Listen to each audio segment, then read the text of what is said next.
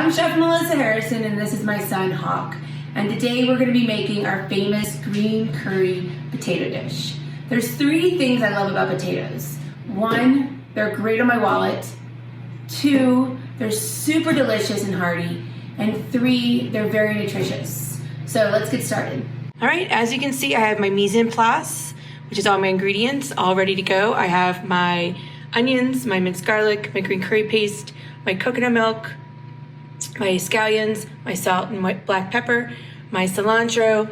I have my potatoes. Really important to season and taste, guys. So I am cooking my potatoes right now, and I'm going to season them with some sea salt. Let's check on our green curry.